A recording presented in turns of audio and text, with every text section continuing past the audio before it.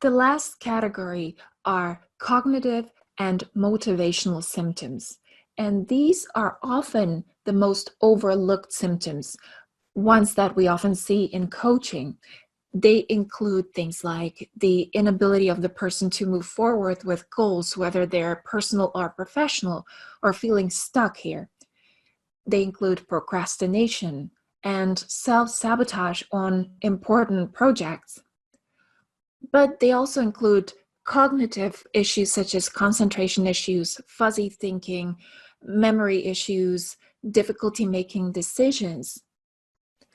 Cognitive and motivational symptoms can also have to do with a distorted perception of time, with blowing things out of proportions or jumping to conclusions.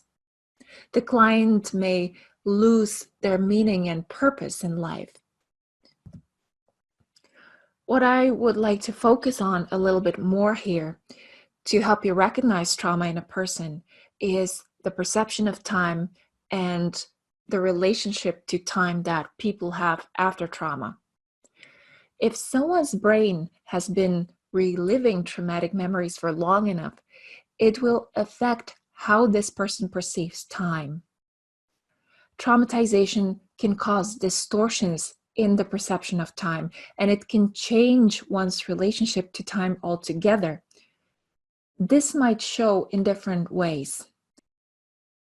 You may see a loss of interest in the present moment in your client because all they can see are these past moments that they have been reliving in their head. And as they do so more and more, the presence stops to be compelling enough to attend to. This will eventually lead to losing a sense of a bright future because there's no reason to believe that the future will be something other than the repetition of the past.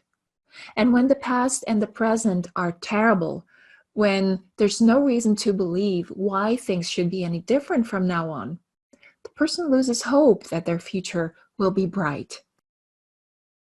They feel like they have really nothing to look forward to. Losing a sense of time is also quite common. Even science shows us that the part of our brain that acts as the timekeeper is affected in people who have gone through traumatic experiences. They simply lose their sense of time. They lose the sense of the continuity of time. It's almost like a story that has chapters missing in it. This has many practical implications. If you lose your sense of time, you might be disoriented. You can have brain fog or memory issues. But also you can be procrastinating on goals and projects. You may not be able to move forward with your goals. If you don't have a sense of a bright future, you will lose motivation to create a good life for yourself and others. In fact, these are some of the most common issues people come to coaching for, and yet many times their connection to trauma is not recognized. Here's one last thing that I would like you to realize. Symptoms of trauma don't always show up right after the event that triggered the onset of trauma. That is, right after the traumatic event. First of all, a very stressful event does not always lead to trauma. We all know that many people can go through a very traumatic event like a hurricane or a flood or a car accident, but not all of them will end up displaying symptoms of trauma. This is probably due to an interplay of several factors. We mentioned that you need to perceive something as a combination of threat and inescapability in order for your brain to encode that event as trauma.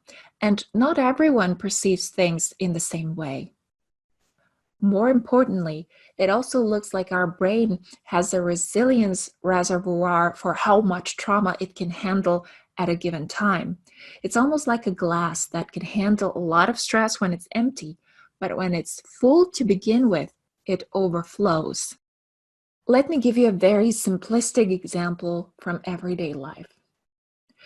You know that in periods of life when there's not too much stress going on, You handle little bumps on the road really well. Say someone makes a comment that is inconsiderate or inappropriate, and normally you're able to get over it relatively fast, maybe even to laugh about it eventually. But if you're going through a period where you have a lot of stress going on, say your back has been hurting lately and you have a lot on your plate at work, your pet is sick, and this long winter is just dragging on, then the same inconsiderate comment can have a completely different effect. It may hurt you deeply, or it can send you into obsessing about what that other person meant and why did they say that, and there's no way you can find humor in it. By analogy, a traumatic event doesn't necessarily have to lead to symptoms of trauma, but may cause that resilience reservoir of our brain to become fuller and thus not able to take on any more before what is already in it is resolved. That way, when another element of stress appears, it can be the last drop that triggers the full-blown symptoms of trauma. It's almost as though there's only so much stress that your brain can take. To use the veterans as an example here again, many of them don't suffer from PTSD right on the spot. And this is often because they're still surrounded by the camaraderie and they have these bonds that they have created with other soldiers.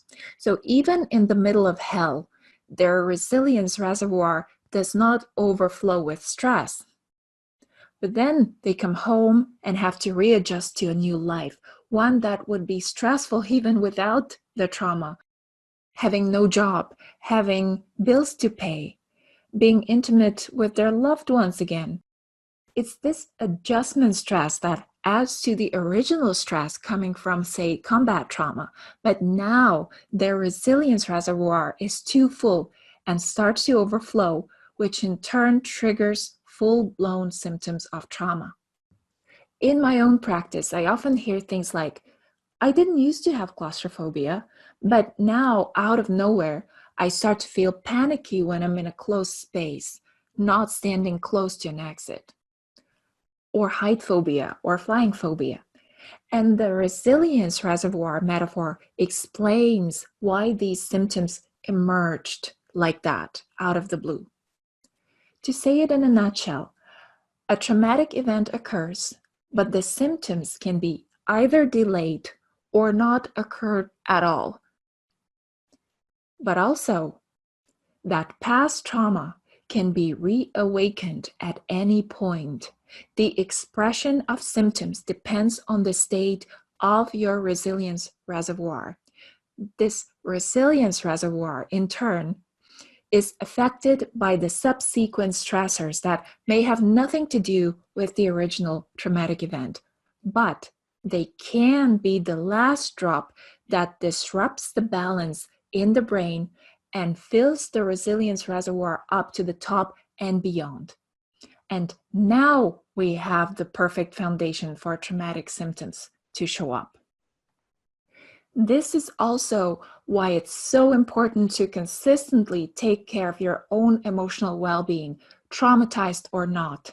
We want to keep that resilience reservoir in the best shape possible, and this is even more important for those of us who deal with stressed and traumatized clients in our practice. I hope you enjoyed this lecture, and until we speak next time, bye.